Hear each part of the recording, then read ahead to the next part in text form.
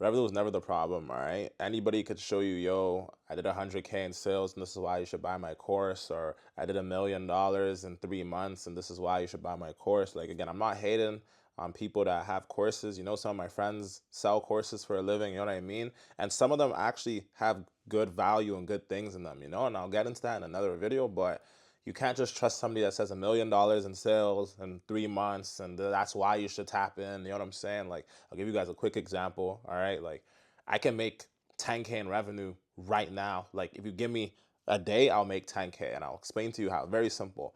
I'll go to the Apple store, right? I'll use my credit card. I'll buy 10 iPhones. No, I'll buy 20 iPhones, sorry. $1,000 each, right? I go to the Apple store. Now I have 20 iPhones. I'll go on Facebook Marketplace. I'll list those iPhones for $500 each. Boom, I just made 10K. 500 times 20, 10 bands, right? But how much did it cost me, right? So you guys already know where I'm going with this, you know what I'm saying? Like, with that example, I achieved a certain revenue number, right? And I could have said, guys, like, I just made 10K, I'll show you guys how to do it, you know what I'm saying? Like, again, very, very different scenario, of course, but that's my point. You can't trust the revenue. All these people, or most of these people, right, they have courses, right? I put you guys on this, even if your e-commerce business, right, is making 1% net profit monthly or annually. If it's even making 1%, you're gonna keep operating that business, right? You're not gonna close down a business that's giving you money, no matter how small it is. The problem with e-commerce businesses is most of the time you start to get into a situation where your ad spend is becoming higher than your customer acquisition costs and cost of goods sold, right? So once you get into that problem, you start actually losing money very fast and you immediately have to shut down the store. And then you have to start selling courses because you achieved a certain revenue number a few months ago and people will believe you. And yeah, you do know the process. You probably could emulate it again, but again, very few e-commerce stores are sustainable for a long period of time. Point for me telling you guys this, it's easy to fake the success, but if you have no profit, you have no structure. You gotta focus on profit, cash flow, and efficiency, all right? All that really matters is your operating profit percentage or net profit percentage. That's all you should really be looking at in terms of how healthy or how strong your business is. Now, just to give you guys a little bit extra sauce in this video, like, a lot of the reasons why these e-commerce stores be failing is not because the guy's a dumbass and they're buying the product for $20 and selling it for 10, right? That's typically not what occurs, right? But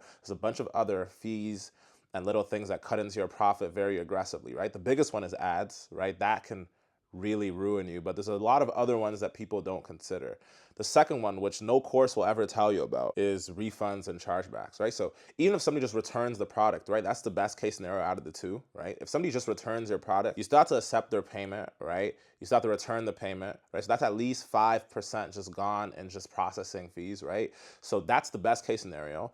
There's chargebacks, right, which I'm sure you guys are aware of, maybe not, but chargebacks are the worst thing that could happen to you. How chargebacks work: your customer buys the product, gives you $1,000 for your e-scooter. They have the e-scooter. They go to their bank, tell them whatever they want. Oh, I didn't receive the item, or the item's not as described, right? And then the bank will just instantly give them back their money because they likely use a credit card and it's not their money anyways, right? Now, the money comes out of your Shopify account or your Stripe account, whatever you're using to accept payments, right? So now you're out the product and the money. You can try to fight it, but you can search it up online. Like, you have about a 5% chance of winning a chargeback. So if somebody just decides that it's your unlucky day, then you're out of that money and you're out of that product. That's why people consider high ticket dropshipping high risk, because if you get a chargeback, you're out $1,000, $2,000. That's something you also got to mix in to your margin. You got to allocate another 5-10% in case some unfortunate shit like that happens. There's a lot of ways for protecting against chargebacks, but none of them are 100%, right? Like, Shopify has a filter where, like, it rates every customer green, yellow, red. But even the green customers, their backgrounds, they've never done a chargeback on another website before. I still got charged back with green customers on Shopify, right? So you just gotta be extremely careful and mix that into your costs. Some Shopify stores, you know, they have VAs, they have people on salary sometimes working for them, right?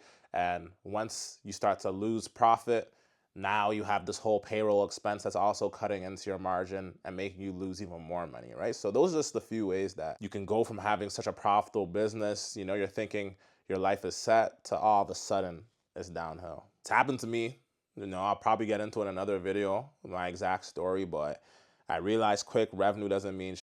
without structure, you feel me? So again, once you got the sales part right, because sales, I'm telling you from what I just told you guys, anybody can make sales, right? So once you got the sales part right, you need to be focused on efficiency, increasing your profit percentage, and reducing unnecessary costs. Revenue is easy, and the profit part is a strategy. If you guys are seeing sales but not seeing too much profit, click the link down below. It's literally what I do. You know, I help people find inefficiencies in their business, find ways to make their business more profitable. If you guys need help with that, click the link below. Focus on keeping more, not just making more.